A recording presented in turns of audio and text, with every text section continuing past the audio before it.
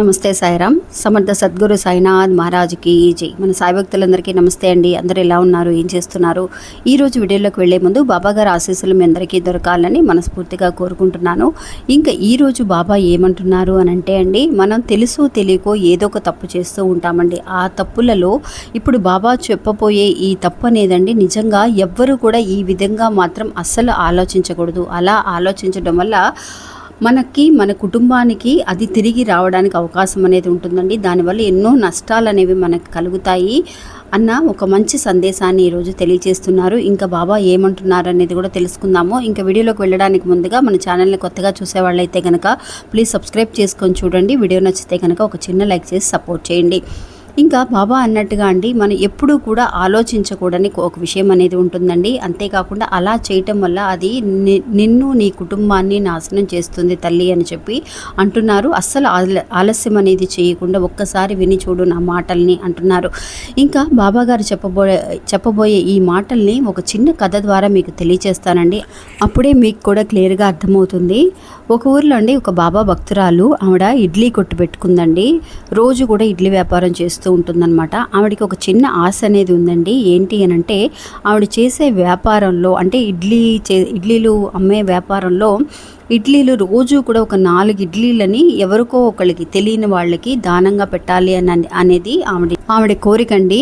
అలాగే ఏం చేసేది అని అంటే, షాపు ఉదయాన్నే ఇడ్లీలు వేయంగానే ఒక 4 ఇడ్లీలని ఆవిడ ఇంటికి వెనకాలంటే, ఇల్లేమో ఇంటి దగ్గరే షాప్ అండి, ముందు షాప్ ఉంటుంది, ఇంట్లోనే చేస్తుంది అనమాట ఆవిడ వ్యాపారం కూడా. ఇంటికి వెనకాల ఆవిడకి తెలియకుండా, అంటే రోజు వీళ్ళు వచ్చి తింటున్నారు, వాళ్ళు వచ్చి తింటున్నారు అని కాకుండా తెలియకుండా ఎవరికైనా సరే ఎవరు తిన్నా పర్వాలేదు అని చెప్పి ఒక 4 ఇడ్లీలు, చట్నీ కూడా వేసి ఒక ప్లేట్లో 4 ఇడ్లీలు పెడుతుందండి. అటువైపు నుంచి వెళుతూ ఉన్న ఒక పెద్ద ఆయన రోజు కూడా ఆ ఇడ్లీలను స్వీకరించడం అనేది జరుగుతుంది. అలాగా ఆ స్వీకరించిన తర్వాత, ఆ ఇడ్లీలు తీసుకున్న తర్వాత పెద్ద ఆయన ఒక మాట అనుకుంటూ వెళ్తూ ఉండేవాళ్ళండి మనసులో. ఒకసారి 2 సార్లు ఆవిడ చూసిందండి, ఈ పెద్ద ఆయన తింటున్నారు, సరే వయసు అయిన ఆయన సరే తింటున్నారు, ఆయన మనసులో ఏదో గొణుక్కుంటూ వెళుతున్నారే, ఏమంటున్నారు, ఆ మాటలు ఏంటి అనేది తనకి అర్థం కావట్లేదు. ఒకవేళ ఇడ్లీలు బాగోలేదు అంటున్నారా, లేదంటే చట్నీ బాగోలేదు అంటున్నారా, ఏమైనా వంకలు పెడుతున్నారా, లేదంటే తనని పొగుడుతున్నారా అన్న ఆలోచన అనేది తనకు వచ్చిందండి. ఒకరోజు ఏం చేసింది అని అంటే, అట్లా పెట్టిన తర్వాత వాళ్ళ ఇంట్లోనే తలుపు వెనకాల నుంచి ఆయన అన్న మాటల్ని వినాలి అని అన్నట్టుగా అక్కడికి వెళ్ళి నిలబడి ఆయన అన్న మాటల్ని వినడం అనేది జరిగిందండి. ఏమన్నా అంటున్నారు అని అంటే, ఆయన, అమ్మ, నువ్వు చేసిన పుణ్యం అనేది నీకు తిరిగి వస్తుంది, నువ్వు చేసిన పాపం అనేది నీ దగ్గరే ఉంటుంది అన్న ఒక విషయాన్ని ఆయన అంటున్నారండి. అన్నప్పుడు అర్థం కాలేదు తనకి, ఏంటి ఇలా అంటున్నారు, నన్ను పొగుడుతున్నారా లేదంటే కనుక నన్ను తిడుతున్నారా అన్న ఆలోచన అనేది తనకి రాలేదు. ఎందుకంటే ఇడ్లీ వ్యాపారం చేస్తుంది కాబట్టి ఆవిడకి పెద్దగా అర్థం కాలేదని అనుకుంటా ఆయన అన్న మాటల్ని. ఇంకా తను ఏదో నా గురించి చెడుగానే అనుకుంటున్నారు, ఈయన నేను పెట్టే ఇడ్లీలు కనీసం బాగున్నాయి అని చెప్పేసి నన్ను దీవించకపోయినా పర్వాలేదు, ఎందుకు అలా గొనుక్కుంటూ వెళ్ళటం, నన్ను ఏదో తిడుతున్నారు ఈయన, ఇలా కాదు ఈయనకి అని చెప్పేసి కోపంతో ఒకరోజు ఏం చేసింది అని అంటే అండి, ఆ కోపం అనేది ఎలా చూపించింది, ఆవిడకి ఎంత పెద్ద మనసు ఉంది, రోజు ఆయనకి ఎవరికో ఒకరు దానం చేయాలని ఎంత పెద్ద మనసు ఉందో, అదే మనసుతో ఒకరోజు ఎలాగైనా సరే ఆయన ఆ ఇడ్లీలు తినకూడదు అని చెప్పి అందులో విషం కలిపేద్దాము అని అనుకొని ఆ ఇడ్లీలలో విషం కలిపేసిందండి. కలిపేసి ఆ ప్లేట్లో పెట్టిందనమాట. పెట్టంగానే ఆవిడకి ఏమైంది అని అంటే, సడన్గా అనిపించిందనమాట, అయ్యో ఇడ్లీలు విషం కలిపేసి ప్లేట్లో బయట పెట్టేసి లోపలికి వచ్చి వ్యాపారం చూసుకుంటున్నప్పుడు మనసులో ఏదో ఒక బాధ అనమాట. అయ్యో ఆ ఇడ్లీలు తింటే ఆయనకి ఏమైనా అయిపోతుందేమో, కోపంలో ఇలా పెట్టేశానే అని చెప్పేసి గబా ఆ ఇడ్లీలని తీసుకొచ్చేసి వాష్ చేసేసి కాలువలో పడేసిందండి. అంటే అక్కడ మళ్ళీ కూడా ఎవరైనా తీసి తిన్నా ఏదైనా ప్రాబ్లం అవుతుంది కదా అని చెప్పేసి ఆ కాలువలో పడేసింది ఆ ఇడ్లీలని. మళ్ళీ కొత్తగా మళ్ళీ వేసిన ఇడ్లీలని తీసుకెళ్ళి ఆ ప్లేట్లో పెట్టిందండి. సరే అని ఇంకెప్పట్లాగానే ఆయన ఆ ఇడ్లీలని తీసుకొని వెళ్ళిపోయారండి. ఇంకా కొంతసేపటి తర్వాత, అంటే ఒక సాయంత్రం సమయానికి వాళ్ళ ఇంటికి ఎన్నో ఏళ్ల తర్వాత తప్పిపోయిన తన కొడుకు అనేవాడు, ఆ పిల్లవాడు తిరిగి రావడం అనేది జరిగిందండి. పిల్లవాడు అంటే మరి చిన్న వయసు ఏం కాదు, కొంచెం పెద్దవాడే అనమాట. ఒక 25 ఏళ్ల వయసు అనేది ఉంటుంది అతనికి. అలా తిరిగి వచ్చి చాలా టైర్డ్గా, నీరసంగా ఉన్నాడనమాట.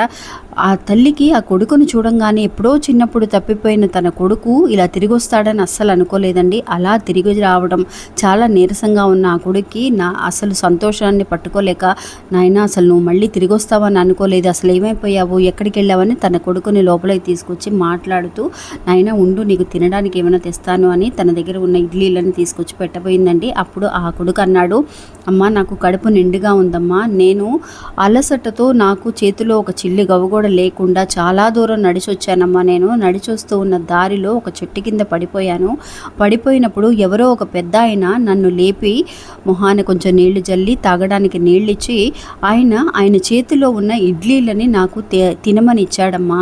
ఆ ఇడ్లీలు తినంగానే నిజంగా చాలా అసలు సంతోషంగా అనిపించింది, చాలా కడుపు నిండుగా అనిపించిందమ్మా నాకు. అందువల్ల నేను ఇప్పుడు అంత దూరం నుంచి మళ్ళీ నీ దగ్గరికి ఈరోజు, లేదంటే అక్కడే నేను చనిపోయి ఉండేవాడిని. అంత ఇదిగా ఉన్నాడండి అతను, చాలా టయర్డ్గా, చేతిలో ఎక్కడో చాలా మైళ్ళ నుంచి దూరం నుంచి నడిచొస్తూ ఉన్నాడు. ఎవరైనా సహాయం చేస్తే బాగుండు అని అసలు లెగలేని పరిస్థితుల్లో ఉన్న అతనికి తను కనుక ఆ పెద్ద ఆయన వచ్చి ఆ ఇడ్లీలు పెట్టకపోతే అతను లేచి నడిచి వచ్చేవాడు కాదంటండి. అందువల్ల అతను ఎవరో కాదండి, ఆ ఇడ్లీలు పెట్టిన అతను ఎవరో కాదు, ఈవిడ ఏదైతే కనుక విషం పెట్టి అతన్ని చంపేద్దాం, ఇతను ఆలోచన మంచిది కాదు, నాకే చెడు చేయాలని అనుకుంటున్నాడు, నేనేదో దానం చేద్దామని అనుకుంటే ఆ ఇడ్లీలు తిన్నది కాకుండా నాకు చెడు చేద్దాం అనుకుంటున్నాడు అని అతను చంపేద్దామని కోపంలో ఇడ్లీలు పెట్టి మళ్ళీ అవన్నీ ఆ ఇడ్లీలను వాష్ చేసేసి మళ్ళీ కాలువలో పడేసిందండి.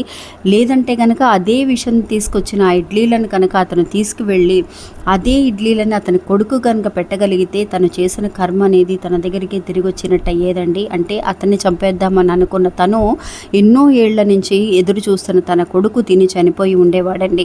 అందువల్ల ఒక్కొక్క సమయంలో మనం చాలా మంచిగా ప్రవర్తిస్తూ ఉంటామండి, కానీ ఒక్కొక్కసారి చిన్న చిన్న విషయానికే చాలా నిరాశపడుతూ ఉంటాం, టెన్షన్ అవుతూ ఉంటాం. మనం చేసే పని అది కరెక్టా కాదా అని కూడా మనకు తెలియకుండా ఉంటుంది. అందువల్ల ఎప్పుడూ కూడా అంటే ఒక నెగిటివ్గా ఆలోచించకూడదు.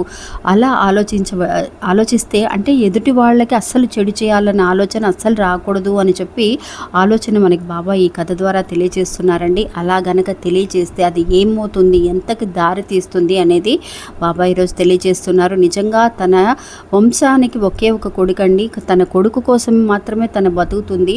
అలాంటి చిన్న తప్పు వల్ల తన కొడుకు ఈరోజు చనిపోయి ఉండేవాడు. ఆ ఇడ్లీలను తను తినకుండా అతనికి గనక పెట్టి ఉంటే ఆమెడి జీవితమే నాశనం అయిపోయి ఉండేదండి. క్షణంలో తన మనసుని మార్చుకొని తను చేసింది తప్పు అని వెంటనే తెలుసుకొని ఆ ఇడ్లీలు మార్చి పెట్టడం వల్ల తన కుటుంబాన్ని తను కాపాడుకోగలిగిందండి. లేదంటే ఏమై ఉండేది అనేది మనందరికీ తెలుసు. అందువల్ల బాబా మనకి తెలియజేసే ఒకే ఒక్క విషయం అండి, ఎవ్వరు ఏమనుకున్నా సరే, ఎలాంటి వాళ్ళైనా సరే, ఎంతటి శత్రువులైనా సరే వాళ్ళని శిక్షించడానికి మనకి ఎలాంటి అర్హత లేదు. అవన్నీ కూడా భగవంతుడే చూసుకుంటాడు అని చెప్పి భగవంతుని పాదాలకు అప్పచెప్పేయాలే కానీ మనం ఎలాంటి యాక్షన్ కానీ ఎలాంటి దురుద్దేశము కానీ మన మనసులోకి రాకూడదు అనడానికి ఈ కథ మనందరికీ ఉపయోగపడుతుంది. ఇంకా మళ్ళీ మంచి ఇంకొకళ్ళు మళ్ళీ కలుస్తాను. అంతవరకు సెలవు. నమస్తే. సాయిరామ్.